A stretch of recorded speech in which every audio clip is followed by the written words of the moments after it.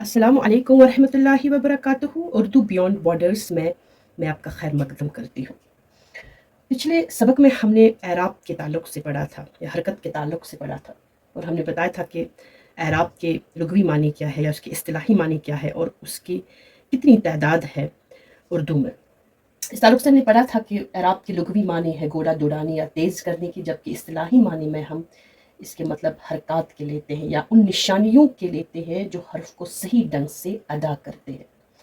इनको हरकत व सकनात भी कहते हैं, जिनमें हरकत के माने चलने और सकनात के माने ठहराव के हैं। तो आज हम इसी सबक को आगे बढ़ाएंगे।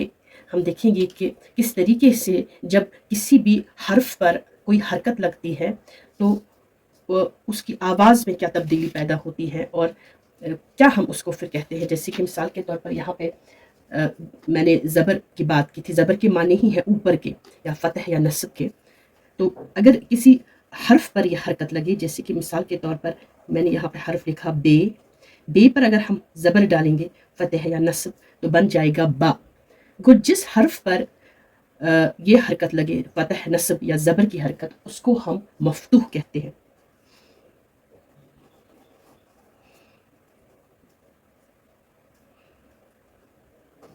गो मफ्तूह वो हर्फ है जिस पर ज़बर की हरकत लगे, यानी कि बा बन जाएगा अभी।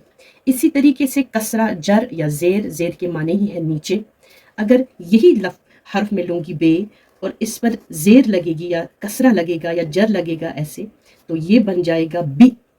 और इसको हम उर्दू में इसको हम कहते हैं, अब ये मकसूर लफ्ज़ है, यानी कि जिस हर्फ पर ज़ेर लगे उसको हम मकसूर कहते हैं। मकसूर वो हर्फ है जिसके नीचे ज़ेर हो या जिसके नीचे कसरा हो या जिसके नीचे जर हो। इसी तरीके से पेश, पेश के माने हैं आगे के। मिसाल के तौर पर जब किसी हर्फ पर पेश वाली हरकत लगती है या ज़म्मा या रफ़ा जिसको हम कहते हैं, तो उस वक़्त हमारी जो ज़बान है वो आगे की तरफ आ जाती है। मैं इस तरीके से लिखूंगी, अगर मैं यही बे लिखूंगी और इसके पीछे ऊपर जो है पेश की हरकत डालूंगी तो ये बन जाएगा बु।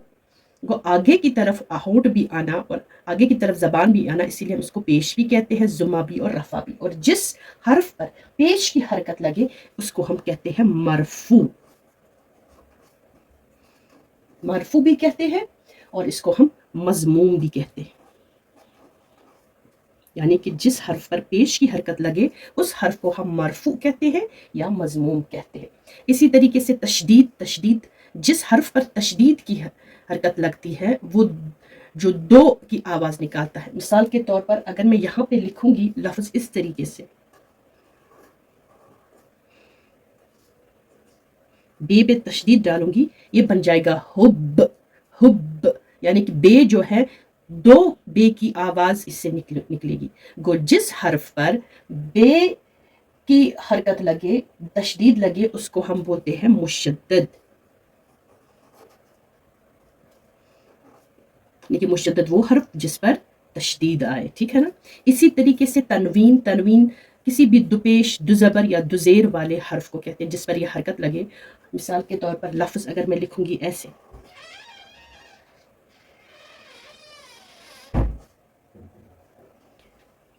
बुन, अगर ज़बर लगा बन, अगर ज़ेर लगी तो बिन। तो जिस हर्फ पर दु ज़बर, दु ज़ेर और दुपेश हरकत लगे उसको हम कहते हैं मुनव्वन कहते हैं, तो हम उस हर्फ को कहते हैं मुनव्वन। इसी तरीके से सुकून या जज़्म, जो लफ्ज़ साबित हो, जिस लफ्ज़ पर ये लगे। मिसाल के तौर पर अगर मैं यहाँ पे ऐसे लिखूंगी अल्फाज, लफ्ज़, इसको हम कहेंगे हुब।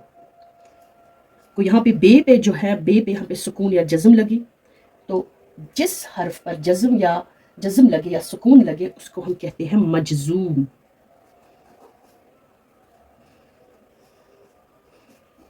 इसी तरीके से जब हम वक्फ की बात करते हैं, वक्फ के माने ठहराव के हैं, यानी वो हर्फ जिस पर कोई हरकत ना हो और उससे पहला हर्फ साकिन हो, उसे मौकूफ़ कहते हैं। मिसाल के तौर पर यहाँ पे मैंने लफ्ज़ लिखा है महबूब, मीम है बेवाव, वाव पर जज़्म है, यानी कि वाव जो है इस पर सुकून है, जज़्म है, लेकिन वाव के बाद जो अगला हर्फ होगा उसको हम मौकूफ़ कहेंगे। جیسے کہ اس طریقے سے ہم اس کی ادائیگی اب کریں گے محبوب. اگر دوسرا لفظ ہوگا اسی طریقے سے کتاب، یا تیسرا لفظ اسی طریقے سے ہوگا مجبور. یہاں پر رے ہو مجبور کا، یا کتاب کا بے ہو، یا محبوب کا بے ہو، تو یہ سارے حرف جو ہے موقوف کہلائیں گے، جن میں ٹھہراؤ ہو اور ان سے پہلا والے حرف پر سکون ہو. تو یہ وقف کی بات ہوئی. اسی طریقے سے مد جب الف کے اوپر لگتا ہے تو یہ الف ممدودہ بن جاتا ہے، یعنی کہ وہ الف جو کھینچ کر پڑھی جائے. تو یہاں پر جیسے کہ عام، آن، آج، تو یہ سارے الف پر مد پڑھنے کے بعد یہ الف ممدودہ بن جاتا ہے، تو یہ کھینچ کر پڑھی جانے والی الف کہلاتی ہے. اس طریقے سے یہاں پر اعراب کی کہ جو یہ 8 قسمیں ہیں، 8 حصے جو ہم نے جو ہے آپ کے سامنے پیش کیے. امید ہے آپ کو یہ لیسن یا یہ سبق آپ کو پسند آیا ہوگا.